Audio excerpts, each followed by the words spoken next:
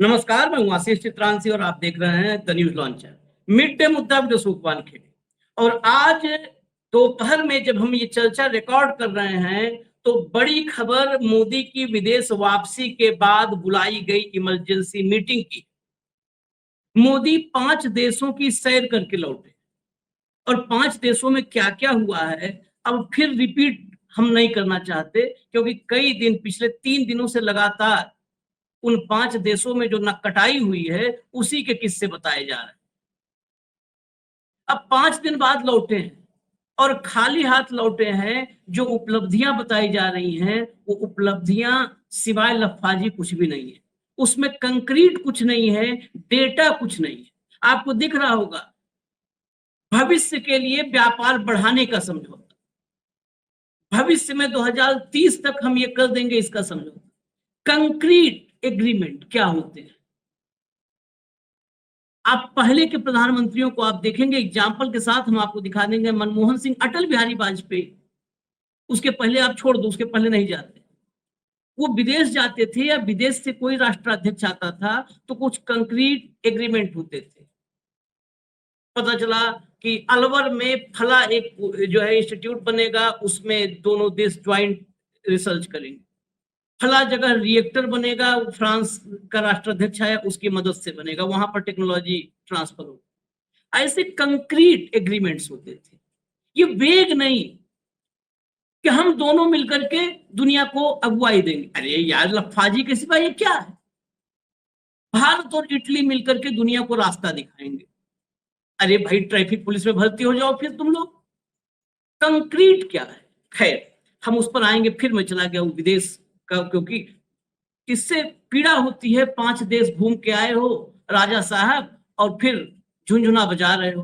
Toffee खिला के आए, कल पूरे देश के एंकर टॉफी बेच रहे थे इस देश में। शर्म आती है, टॉफी बेच रहे थे सारे के सारे। वो चित्रा, वो अंजना, वो एक कौन है, देवगन, बता रहे टॉफी बिक रही है, टॉफी बिक रही है। हमारे यहाँ आउट ऑफ स्टॉक हो गई टॉफी। मनमोहन सिंह सरकार में इतने की टॉफी बिकती थी, अब इतने की बिक रही है। क्या गजब की नौटंकी मचा रखी है। और अब आए हैं तो देश में हालात बेकाबू, देश में कुछ भी कंट्रोल में नहीं है। मैंने आपको कुछ तस्वीरें दिखाई थी, आज भी दिखा दूंगा अगर हमारी टीम लगा के रखेगी। पेट्रोल पंप पर मच्छरदानी लगा करके लोग बैठे हुए हैं, मच्छरदानी लगा करके वहीं चद्दर बिछा के सो जा रहे हैं। क्या क्या तस्वीरें हैं।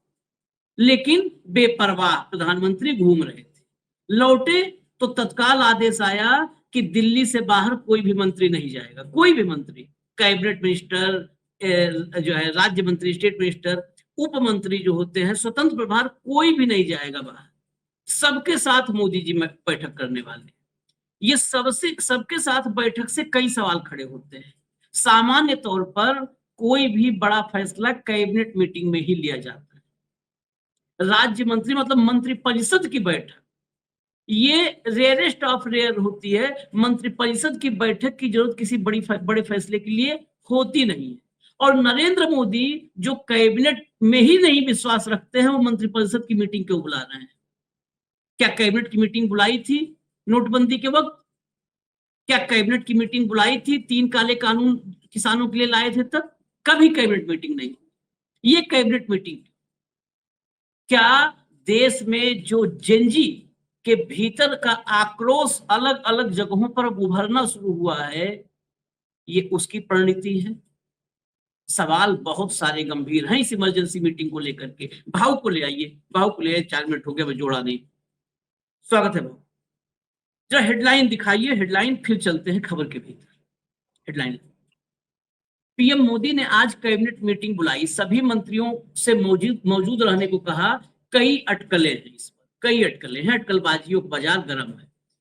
संकट के बीच पीएम मोदी आज करेंगे बड़ी मीटिंग, मंत्रियों को दिल्ली न छोड़ने का आदेश। क्या होने वाला है? अब ये एबीपी लिखा है, संकट के बीच मोदी की बड़ी मीटिंग। हेडलाइन लिखने था तो ये लिखते कि संकट के बीच मोदी की नींद खुली, मीटिंग अब करने जा रहे हैं। केंद्रीय मंत्रियों पर गिरेगी गाज, विदेश से लौटते ही बड़े एक्शन में मोदी। दिल्ली में बुलाई बड़ी बैठक। अरे मंत्रियों क्या है, उनके पास कोई जिम्मेदारी नहीं है, उन पर क्या गाज गिरेगी? हेडलाइन है, पढ़िए आप, बाकी तो अभी हम चर्चा करेंगे भाव से। क्या पीएम मोदी लेंगे कोई बड़ा फैसला, विदेश से आते ही बुलाई अहम बैठक, सभी मंत्री होंगे शामिल, क्या मकसद। चलिए आगे चलिए।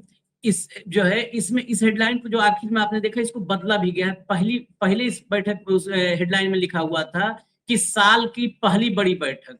सोचिए, प्रधानमंत्री मई महीने में, जनवरी फरवरी मार्च अप्रैल के बाद मई आती है, पहले यही लिखा था, बाद में चेंज करवा दिया होगा कि ये क्या लिख रहे हो।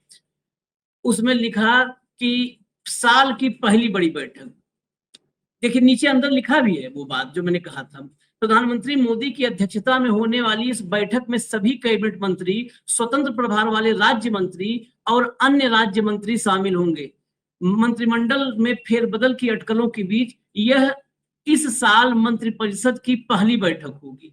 मंत्रिपरिषद की पहली बैठक, मतलब साल में, चलिए साल धन्य हो गया। शायद 2025 में मंत्रिपरिषद की कोई बैठक हुई भी है कि नहीं हुई है, यह भी जनरल नॉलेज का सवाल है। यह बैठक ऐसे वक्त में हो रही है जब देश में पश्चिम एशिया संकट का असर दिख रहा है। पेट्रोल डीजल की कीमतों में इजाफा हुआ है। एलपीजी के रेट को लेकर के भी अटकलों का बाजार गर्म है कि कभी भी उसके रेट बढ़ाए जा सकते हैं। अब इस मीटिंग को लेकर के कोई बोल नहीं रहा है, सत्ताधारी पक्ष से कोई नहीं बोल रहा है। तो ये इस वक्त वही लोग बोल रहे हैं जिनके मुंह में कुछ दिक्कत है, वो कैमरा देखते ही, मतलब उनको मतलब नहीं, वो मीटिंग से, कैबिनेट मीटिंग से मतलब नहीं है, मंत्रिपरिषद की मीटिंग के मायने भी नहीं जानते हैं, लेकिन वो रिएक्शन दे रहे हैं सत्ताधारी पक्ष की ओर से। अब उसमें एक नाम है ओम प्रकाश राजभर का, तो हम सुन लेते हैं, क्योंकि मंत्रिपरिषद की मीटिंग पर कोई बता नहीं रहा है क्यों मीटिंग हो रही है। मोदी जी के अलावा किसी को पता भी नहीं होगा, अमित शाह को छोड़ करके, कि मीटिंग क्यों है। सुनिए जरा राजभर। 5 देशों के दौरे के बाद भारत लौटे हैं देश के प्रधानमंत्री माननीय नरेंद्र मोदी जी। तो 5 देशों में क्या क्या उपलब्धि मिली, उसको भारत में कैसे हम क्रियान्वयन में करें, तो इसको लेकर के अपना एक बैठक, अपने मंत्रिमंडल का बैठक कर रहे हैं। तो बैठक करके और उसको फॉलो करने के लिए जो चीजें वहां उन्होंने वार्ता की है, तो उसको भारत में क्रियान्वयन के लिए कार्रवाई करेंगे। अब जरा उदित राज को सुनवाइए, विपक्ष से भी एक रिएक्शन है, तो उदित राज को भी सुनिए। ये तो आई वॉश है, मिनिस्टर्स के पास कोई पावर नहीं रह गई और ब्यूरोक्रेट्स चला रहे हैं। तो स्टैटिस्टिक्स जो आज प्रेजेंट करेंगे, परफॉर्मेंस कहने का मतलब है कि प्रत्येक मंत्रालय का वो ब्यूरोक्रेट्स का रोल होगा। और इसका लाभ क्या है? महंगाई की मार इतनी अधिक है, पेपर लीक है, फॉरेन पॉलिसी हमारी खराब है और तेल के दाम बढ़ते जा रहे हैं, सोना न खरीदे कह रहे हैं, फॉरेन एक्सचेंज हमारा घटता जा रहा है और इनइक्वालिटी बढ़ती जा रही है, बढ़ गई है। तो लाभ क्या है? और अभी एक छोटा सा इनको मिडिल ईस्ट से झटका लगा या भारत को झटका लगा, लेकिन बड़ा झटका 2008 में आया था जब बैंक, अमेरिकन बैंक कोलैप्स हो गए थे और दुनिया के तमाम देशों की अर्थव्यवस्था तहस नहस हो गई थी। भारत के ऊपर असर नहीं पड़ा था। तो इसका ये तैयारी इनको उसी समय करना चाहिए व्हेन वार ब्रेकआउट हुआ। तब तो ये चुनाव प्रचार में लगे हुए थे। काउंसिल ऑफ मिनिस्टर्स की meeting, council of PM advisory council की मीटिंग होनी चाहिए था और नीति आयोग के साथ बैठक होना चाहिए, डिफरेंट एक्सपर्ट लोगों के साथ मैनेज करना चाहिए था। अब जब हाथ से निकल गया तो मिनिस्टर की मीटिंग बुलाने का क्या मतलब होता है? मैं तो डीजल, पेट्रोल और एलपीजी सबके दाम जब बढ़ते हैं तो हर चीज पे ऊपर महंगाई होती है। तो इसका क्या लाभ है? इसका कोई मतलब नहीं होता। इसमें कई सवाल, उदित राज थोड़ा बोलते स्लो हैं, लेकिन कुछ लॉजिकल बातें होती हैं, अफसर रहे हैं। ये मीटिंग आज क्राइसिस आज की नहीं है ना, क्राइसिस कल शुरू हुई ना परसों शुरू हुई। ये क्राइसिस शुरू हुए अब करीब करीब 3 महीने होने को है, जब से धमकी आएंगे धमकाएंगे। ये पूरी मतलब अगर पूरे टाइमलाइन को देखेंगे तो अब 3 महीने के करीब है। कायदे से तो 80 दिन के आसपास 3 महीना, लेकिन इसको 3 महीने बाद हमारे यहाँ कहावत है, 12 बरस के बाबू भैले बाबू कहले दादा। मतलब 12 साल का बच्चा हो गया। अब 12 साल में हमारे यहाँ दुलार बहुत होता है ना बच्चों। 12 साल में बोला पहली बार दादा तो घर में लगे लड्डू बटने, लगे लड्डू बटने के। अरे बेटवा दादा बोला दादा बोला दादा बोला। ये नहीं देख रहे 12 साल में तो उसको क्या क्या बोल लेना चाहिए था। तो वही 12 बरस के बाबू भैले अब बाबू कहले दादा तो लगल लड्डू बटे। तो 3 महीना संकट को बीत गया भाऊ। अब 3 महीना बाद साहब जागे तो लगा लड्डू बटने। 3 महीना बाद अब मेरा सवाल है, जागे होगे नहीं है साहब? मंत्रिपरिषद की मीटिंग का तो कोई मतलब ही नहीं है जहां पर मोदी साहब के अलावा कोई कुछ जानता नहीं। क्या ये देश को या देश की आंखों में धूल झोंकने की कवायद है कि माननीय प्रधानमंत्री नरेंद्र मोदी जी, यही लिखा जाएगा ना, माननीय प्रधानमंत्री नरेंद्र मोदी जी हमेशा काम करते हैं, विदेश आए 7 दिन काम करके और तुरंत आके मीटिंग ले लिए। इतनी गंभीरता है। अब इतने मेहनत के बाद भी अगर महंगाई बढ़ रही है, दिक्कत आ रही है तो भाई झेलो, क्योंकि मोदी के मेहनत में कहीं कोई कमी नहीं है। वही वाला हाल, इस डाल से उस डाल वाला हाल। कहीं यही तो कुल मिला के कवायद नहीं, बाकी मुझे कुछ कंक्रीट नहीं समझ में आ रहा। बस ये बताना है कि इस डाल से उस डाल में अपना काम पूरा कर रहा हूं, क्या यही है कवायद या कुछ वाकई कुछ? नहीं नहीं नहीं नहीं नहीं नहीं नहीं नहीं नहीं नहीं नहीं एब्सोल्युटली नहीं, बिल्कुल नहीं।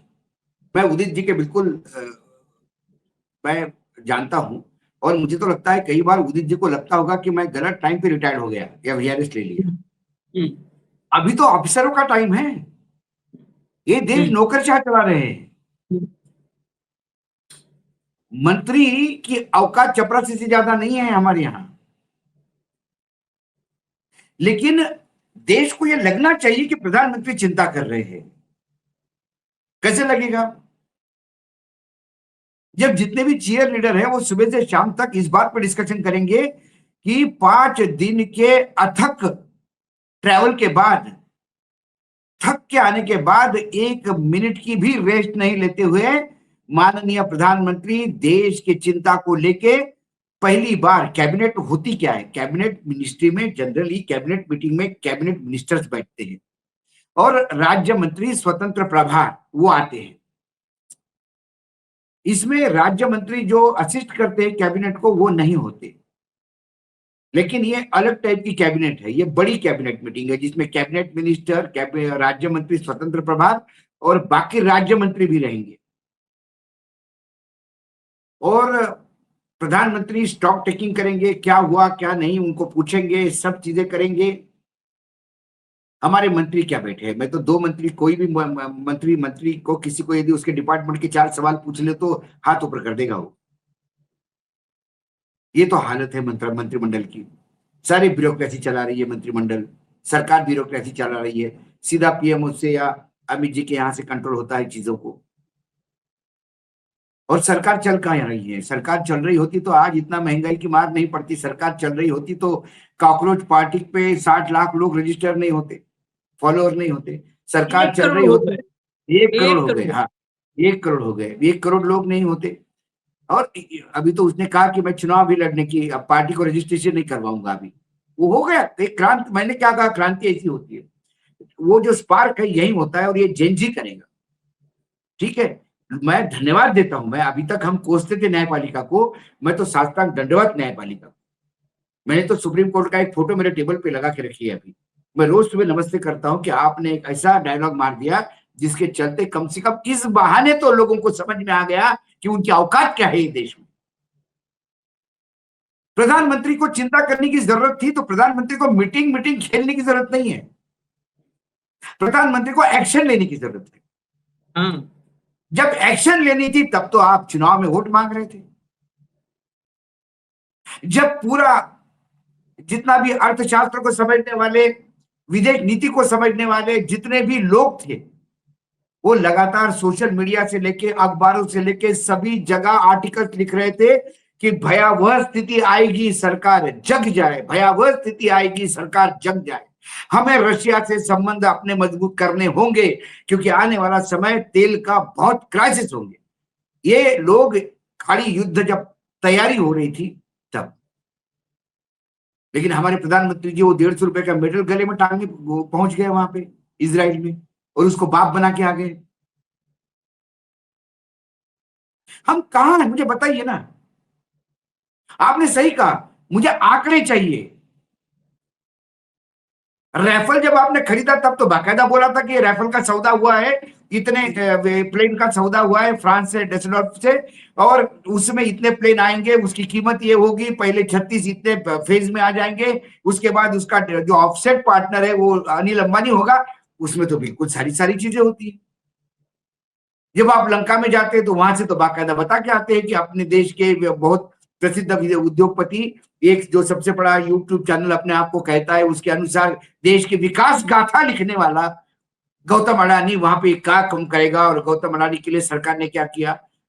तब तो आप पूरे आंकड़े देते हैं। इस बार क्यों आने वाले समय में एक नई कर देगी, हमने उनको बुलाया, हम इटली के प्रधानमंत्री को हमने न्योता दिया भारत आने के लिए, ये नहीं है। आज मेरा देश क्राइसिस में है। आज यूरोपियन यूनियन का ट्रेड डील, उन्होंने तो बोल दिया कि the mother of all trade deal, but where is the trade deal, when it is going to be executed. मेरे देश का निर्यात कब होगा? कब मेरा देश निर्यात में पॉजिटिव में आएगा? कब लगातार डेफिसिट में चलता जाऊंगा? कब मैं डॉलर में पेमेंट करते जाऊंगा? कब मैं इंडियन करेंसी में पेमेंट करूंगा? कि कब कब होगा ये सब? ये सपने देख रहे हैं हम। प्रधानमंत्री ने एक आशा प्रज्वलित की थी कि जब ब्रिक्स की अपनी करेंसी होगी, हमने कहा चलो उधर यूरो है यूरोपियन यूनियन का, अमेरिका अपनी दादागिरी कर रहा है, अपनी ब्रिक्स की करेंसी होगी तो पूरा साउथ ईस्ट एशिया जो है, और मेजर कंट्रीज थी जिसमें चाइना था, रशिया था, ये सारे लोग यदि हम ब्रिक्स में अपनी करेंसी लाएंगे तो हमको डॉलर का डर कम होगा। लेकिन उसने एक हंटर चलाया और पीठ पे हंटर पड़ती थी, हमने तो बोला ही नहीं, हमने तो बोला ही नहीं, हम कब बोले, हम तो बोला ही नहीं। झूठ बोलते हैं ये लोग, खुद को भी अपने आप को भी झूठ साबित करवाते हैं। और सभी का आपने, मैं आज मुझे दुख होता है आशीष जी, क्योंकि मेरी टेलीविजन की पत्रकारिता में आज भी लोग मुझे एबीपी से जानते हैं। इतना मैं एबीपी में, तब शाहजी जमा थे, तब मिलिंद खांडेकर थे, तब अविक सरकार का चैनल था वो, जिसमें कहा जाता था कि आपको सवाल पूछने होंगे। तब दिन में 3-3 शो में बैठता था और मजा आती थी बात करने में। आज वो चैनल, आज मुझे व्यक्तिगत रूप से बहुत दुखी, मैं जब मैंने मेलोडी के ऊपर चित्रा त्रिपाठी का कार्यक्रम देखा तो मैंने बोला इस देश में मेलोडी के ऊपर प्राइम टाइम में कार्यक्रम होगा। लोग लाइन लगे हुए हैं पेट्रोल पंप पे। मुख्यमंत्री कहता है महाराष्ट्र का पेट्रोल की कोई चिंता नहीं है, बीड़ में चिंता है, लातूर में चिंता है, मैं एक एक शहर का नाम बता देता हूं। कलेक्टर अलग आदेश पारित करता है, कोई पेट्रोल पंप बंद हो रहे हैं, खेतों में ट्रैक्टर खड़े होते हैं। मैं कभी भी बता रहा हूं आपको, ट्रैक्टर में डीजल कैसा भरा जाता है। किसान आता है, बड़े टैंक में पेट्रोल लेके जाता, डीजल लेके जाता है, और किसान जिस दिन ट्रैक्टर खड़े होने लगेंगे ना पेट्रोल पंप पे आशीष जी, उस दिन रोड जाम हो जाएंगे। जिस दिन ट्रैक्टर डीजल भरवाने आएंगे, और किसान को क्या पूरेगा? उसका खेत यदि पेट्रोल पंप से 20 किलोमीटर दूर है तो ट्रैक्टर का एवरेज क्या बैठता है? वो खेत से ट्रैक्टर लाएगा, पेट्रोल के लाइन में लगेगा, डीजल भरवाएगा, फिर 20 किलोमीटर दूर लेके जाएगा, फिर खेती करेगा। वो तो ट्रैक्टर खेती में काम में लगा रहता है। जैसे डीजल का लेवल कम होता है, वो बोलता है भाई डीजल लेके आ, वो जाता है अपने बड़े टीन लेके और उधर से डीजल लाके फिर भरता है। ये मालूम होना चाहिए जो जमीन से जुड़ा आदमी है, जिसने खेत पे काम किया हो। हमारा एग्रीकल्चर मिनिस्टर जिसका बेटा फूलों का उद्योग करता है, उसे क्या मालूम ट्रैक्टर का कैसे चलाते हैं? सिर्फ फोटो खींचने के लिए ट्रैक्टर पे बैठने से थोड़ी ना ट्रैक्टर का मालूम होता है ट्रैक्टर कैसा चलता है। वो किसान खेती करते हैं। अच्छा, फिर दूसरी बात, ये किसानों के बीच में जाते हैं, उनकी समस्या सुनते हैं और उनको कसम दिलवा के आते हैं। ये मेरे जिले में हुआ है। नरेंद्र मोदी जी गए थे 2013 में, बोले सबसे ज्यादा जान देने, सबसे ज्यादा किसान इस जिले में मरते हैं, विदर्भ के यवतमाळ में। इसलिए मैं यवतमाळ में आया हूं। चौपाल पे चर्चा की थी किसानों के साथ बैठ के। बोला मुझे बस एक बार सत्ता में आने दीजिए, मैं आपको आपको दिखा दूंगा किसान क्या होता है। मंडियां होगी, इतना सारा बोल के आए। अरे आज 11 साल हो गए, मरने वालों का नंबर वही है, एवरेज बढ़ रहा है, 6 घंटे में एक हो गया। वो किसान दिल्ली आए तो उसको मिलने के लिए मना कर दिया, लट चलाए उनके ऊपर। वो बोले हम सिर्फ वादा 10 साल बाद आए हम बताने के लिए कि 10 साल हो गए साहब, आपने 5 साल मांगे थे। आज दिन भर चलेगा कि प्रधानमंत्री ने चिंता जताई और कैसा आदमी थक के आता है। अरे भैया, कोई इकोनॉमी सीट पे बैठ के नहीं आता है इंडिगो की, जिसकी सीट फट्टे जैसी है कि 1.5 घंटा भी आदमी बैठे तो उसकी कमर भी दर्द करे और उसको 3 बार उठना पड़े। उड़ता हुआ लग्जरियस प्लेन में जाता है, उड़ता लग्जरियस हुआ प्लेन में जाता है जिसमें बेड भी है, जिसमें सोफा भी है और जिसमें मतलब मोस्ट वीवीआईपी है, सुपर लग्जरी उड़ता सुपर हुआ लग्जरी। घर है वो। और उड़ता मैं इस हुआ ड्रामे, अरे उड़ता हुआ 5 स्टार होटल है, घर भी क्या होगा। हाँ, उड़ता हुआ 5 स्टार होटल। इस काहे ड्रामे का आपकी कौन सी थकान होती है आपकी? कौन सा ट्रैक्टर चलवा के आए, हल चलवा के आए खेत में, थकान वहां से आए, क्या अब उनको समझ में आ गया। वहां से आने के बाद तो यहाँ पे हंगामा मचा है। आपको लगता है वो हाँ। कॉकरोच पार्टी का जिक्र मैंने क्यों किया? क्योंकि ये कॉकरोच पार्टी के फॉलोअर ये बताते हैं कि इस देश का यूथ जेनजी कैसा चल रहा है। आप सोशल मीडिया पे देख के देखिए क्या मीम्स चल रहे हैं उसके। तो उनको लगा कि कुछ करके दिखाना होगा, तुरंत पामिलियन का ऑर्डर दिया होगा कि आज सुबह से शाम तक अभी देखना। और आप देखना, मैं दर्शकों को भी कहता हूं जरा टीवी खोल के देखना, आज पूरे दिन भर महिमा मंडन होगा प्रधानमंत्री का। आते से ही चिंता में लग गए, आते ही। अरे चिंता मत करो, काम करो। चिंता क्या कर रहे हो आप? चिंता करना होगा तो हम में और नरेंद्र मोदी में फर्क क्या रह जाएगा? देश तो चिंता कर ही रहा है अपने भविष्य का। किसान चिंता कर रहा है अपने को खाद मिलेगा कि नहीं मिलेगा, बेरोजगार चिंता कर रहा है नौकरी मिलेगी कि नहीं मिलेगी, बच्चे चिंता कर रहे हैं कि अगला पेपर लीक होगा कि कैसा करेंगे।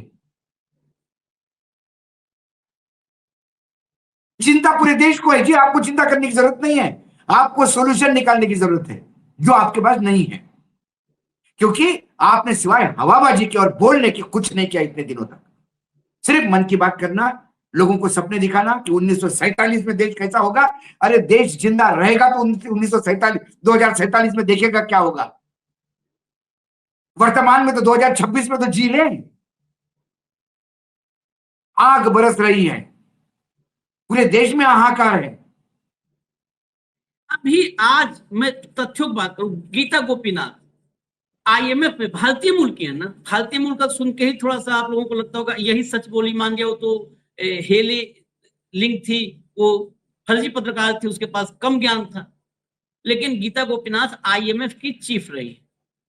उन्होंने आज कहा है कि अभी जो कुछ भी हो रहा है इससे बहुत ही दर्दनाक आगे होने वाला है भारत में। ये उनका स्टेटमेंट, दुनिया की जानी मानी अर्थशास्त्री, उनका स्टेटमेंट है कि अभी रुपया जहां पर है ये अभी नहीं इसका अंजाम और बुरा होने वाला है, इसकी गति और बुरी होने वाली है। तेल, महंगाई, बेरोजगारी, हर मोर्चे पर अभी वर्स्ट देखना बचा हुआ है। आगे तैयार रहिए देखने के लिए। लेकिन प्रधानमंत्री का भाषण का एक क्लिप मैं सुना। आप लोग टी डे मनाओगे, वहां ज्ञान विदेश में दे रहे थे, आप लोग टी डे मनाओगे चाय के लिए, टी डे मतलब यहां पर पेट्रोल डे, डीजल डे के लिए लोग इंतजार कर रहे हैं कि आओ दिन में दिला दो, रात में दिला दो, डे नाइट को जो मनाना है मना लो। वो नहीं मिल रहा है। अगर फोटो मिल गई हो तो दिखा दे।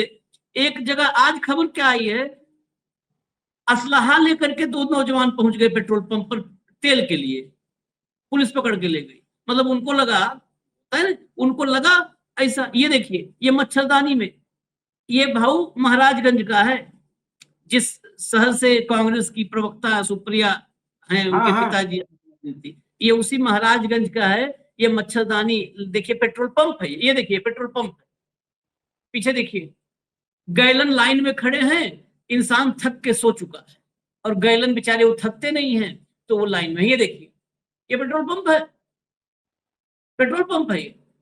इटली में दिखा देते, मेलोनी को एक फोटो ये दे देते, हम भिजवा देते। ये देखिए, ये मऊ की तस्वीर है। इंस्पेक्टर साहब खड़े हैं वहां पर, किसी तरह की मतलब माल झगड़ा ना हो जाए तो माल से बचाने के लिए वो खुद खड़े हो पेट्रोल डलवा रहा है इंस्पेक्टर, मतलब कि पुलिस की निगरानी में पेट्रोल बांटा जा रहा है। ये फोटो, एक एक फोटो, ये भारत की स्थिति पूरी दुनिया में कि इंस्पेक्टर सोचिए, कानून व्यवस्था छोड़ करके, अब कानून व्यवस्था, सबसे बड़ी कानून व्यवस्था की जिम्मेदारी ये है कि भाई पेट्रोल पंप पे खड़े हो जाओ, वहां न मार हो जाए, पेट्रोल पंप पे खड़े हो जाओ। रात लोग गुजार दे रहे हैं पेट्रोल पंप पर, गैलन के लाइन लगे हैं, बगल में सोए हुए हैं गैलन के, कि गैलन न उठा ले जाए, गैलन के साथ साथ सुरक्षा में उसके सोना पड़ रहा है। ये हालत है, असलाह ले चले जा रहे हैं जरा। अच्छा, नेता प्रतिपक्ष है, बड़ी कल से कल सबको बड़ी पीड़ा हुई है गद्दार बोलने पर। नेता प्रतिपक्ष आज से नहीं, सालों से हर संकट के पहले अलर्ट करता है, भाई आने वाला है, आने वाला है, तब उसको सब गरियाते हैं, और जब आ जाता है तो दांत चियार करके खड़े हो जाते हैं। जरा राहुल गांधी को सुनवाइए क्लिप। हिंदुस्तान में आर्थिक तूफान आ रहा है। तेल के, पेट्रोल, डीजल, एविएशन फ्यूल के दाम आसमान को छुएंगे। फर्टिलाइजर की कमी होगी, फर्टिलाइजर महंगा होगा, किसानों को नुकसान होने वाला है, अर्थव्यवस्था पर भारी झटका पड़ने वाला है। हमारे प्रधानमंत्री ने कहा सोना मत खरीदो, ज्यादा गाड़ी मत चलाओ और विदेश मत जाओ। और फिर विदेश जाकर, हजारों करोड़ रुपए के जहाज में विदेश जाकर, उधर वो इटली के प्रधानमंत्री मेलोनी को मेलोडी टॉफी खिला रहे हैं। This is an insult to the people of India. This reel that the prime minister has made is an insult to the people of India and what they are suffering. इसमें एक और भी खबर आई है, ये सबसे जो है पेट्रोल, डीजल, गैस, सब लोग बात कर रहे हैं ना भाव। एक चर्चा पिछले 3 दिन से, और इसको सौभाग्य क्या कहें, ये दुर्भाग्य ही है कि चर्चा करनी पड़ती है। सबसे पहला कार्यक्रम, क्योंकि किसानों को करता है, सबसे पहला कार्यक्रम इस पर परसों मैंने किया था। उर्वरक को लेकर के, खाद को लेकर के कहीं चर्चा नहीं है। खाद की जो क्राइसिस आने वाली है, मैं परसों डेटा के साथ किया था कार्यक्रम। 35%, मतलब जो सामान्य, वो अलनीनो छोड़ दीजिए, सुपर अलनीनो की जो आशंका है, सामान्य मौसम रहता है अगर, तो पिछले साल के मुकाबले इस साल 35% प्रोडक्शन में गिरावट हो सकती है, खाद्यान्न में 35%। क्या ये मोदी क्रिएटेड संकट है? क्यों कह रहे हैं ये? क्योंकि ये संकट क्रिएट होगा, ये आपदा पैदा होगी, तभी तो अमेरिका से यहां पर ट्रेड डील के तहत खाद्यान्न लाने का अवसर पैदा होगा। तो क्या अमेरिका के लिए अवसर बने, इसके लिए भी मोदी जी जानबूझकर देश में आपदा पैदा कर रहे हैं? ये देखिए आशीष, खाद का संकट गैस से रिलेटेड है, ये सबको पता है। पैकेजिंग इंडस्ट्री का संकट गैस से रिलेटेड है, सबको पता है। प्लास्टिक का इंडस्ट्री गैस से रिलेटेड है, सबको पता है। जहां जहां गैस इंडस्ट्रीज होती है, जहां बॉयलर लगते हैं या जहां हीटिंग ट्रीटमेंट है, चाहे टाइल्स हो, चाहे मोरवी का पूरा टाइल्स बंद है या सूरत का टेक्सटाइल हो, ये सभी अब 50% पे आ गए हैं, क्योंकि बातें बहुत होती है। वो जो एप्स्टीन था इंटरनेशनल दलाल अय्याशी का, उसका जो सब दलाल हमारे यहाँ है पूरी, जिसके अंतरंग संबंध थे उसके साथ, मतलब टेलीपैथी वाले, तो वो लोगों को बोलता है कि कमी नहीं होगी। कमी नहीं है तो है कहां? सवाल ये है ना, कमी नहीं है तो है कहां? राशनिंग क्यों है? आपके कलेक्टर पेट्रोल पंप पे ऑर्डर्स क्यों दे रहे हैं कि इमरजेंसी सर्विसेज के लिए 5% स्टॉक रखो? ये ऑर्डर हुए। आपने अभी जो विजुअल दिखाए, कल ही मैं देख रहा था, बीड़ में महाराष्ट्र की लाइनें लगी है, हिंगोली में चौथा दिन है, लाइन लगी हुई है किलोमीटर लंबी। 4 दिन हो गए डीजल का सप्लाई नहीं हो रहा है। जालना में आदेश हुआ है 5%, कलेक्टर ने बोला 5% जो है, जो स्टॉक है वो रोक के रखना। पेट्रोल पंप वालों को बोला इमरजेंसी सर्विसेज के लिए चाहिए, एम्बुलेंस या पुलिस डिपार्टमेंट, उनके लिए ऑर्डर्स आए हैं कि कैन लेके पेट्रोल पंप पे कोई नहीं जाएगा, उसको पेट्रोल नहीं दिया जाएगा। और फडणवीस कहते हैं अफवाह मत फैलाओ, पेट्रोल की कमी नहीं है। अरे तुम्हारा राज्य है रे, केंद्र में आने का सपना देखते हो, नरेंद्र के बाद देवेंद्र। अरे पहले वो 30-32 जिलों वाला राज्य नहीं, तुमको मालूम नहीं कहां लाइन लगी और कहां नहीं है। खुद के बुलेट मोटरसाइकिल में पूरा पेट्रोल भर के पीछे कानवाई बुला के पेट्रोल सेविंग का नाम करते हो। हर राज्य की वही हालत है, every state has same problem. लोग केरोसिन पे शिफ्ट हो गए। मेरे पास कुछ विजुअल्स है कि लोग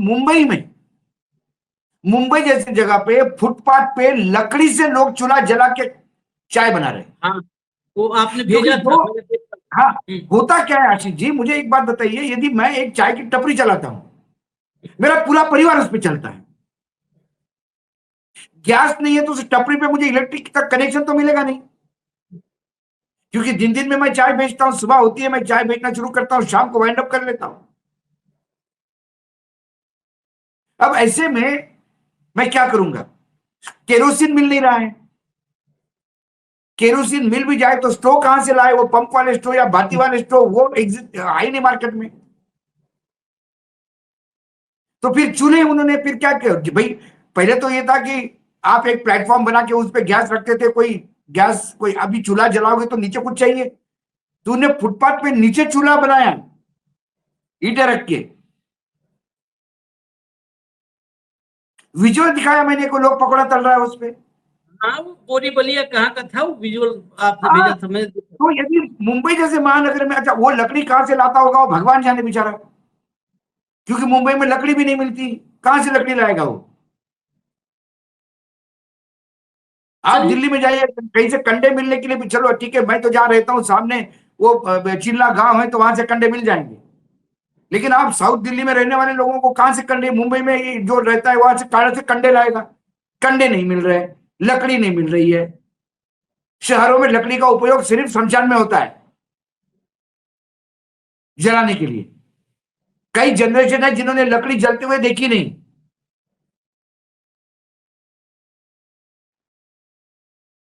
चलिए, आखिर गोबर पे ले आए ना, कंडे लोग खोजने लगे, गोबर पे ही लाना था। हो सकता है इसी विषय पे चर्चा हो कि हम अपने मिशन में कामयाब होने के नहीं करीब हैं। नहीं, अब लोगों को अभी ये गोबर तक ले भगवा ब्रिगेड शुरू हो जाएगी। ये जो दाढ़ी बढ़ा के भगवा पहन के जो घूमते हैं ना, अपने आप को बाबा और संत कहते हैं, ये शुरू हो जाएंगे कि ये क्राइसिस नहीं है, ये सनातन की वापसी है।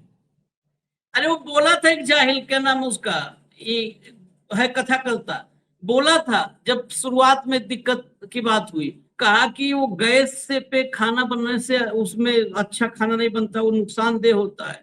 गोबर पर और लकड़ी पर बनना, इसलिए इस संकट में आप देखिए, इस संकट के बहाने अब हम बिल्कुल असली खाना खाएंगे, ये अच्छा हो रहा है। तो ऐसे ऐसे हैं ये सब पाखंडी, वो आएंगे और लोगों को ऐसे मैं मूर्ख मैं बनाएंगे। खैर, मैं इंतजार कीजिए।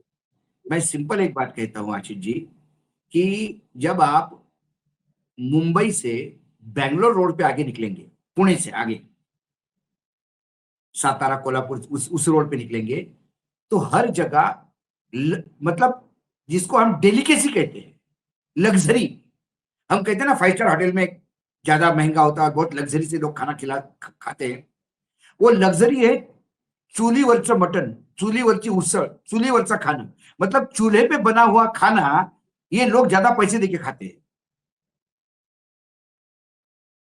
यहाँ चूल्हे पे खाना मिलेगा, चूल्हे वाला खाना मिलेगा, ऐसे बड़े बड़े बोर्ड लगे हैं, बड़े बड़े बोर्ड 20x10, 20x20 के, ऐसे बड़े बड़े होर्डिंग्स।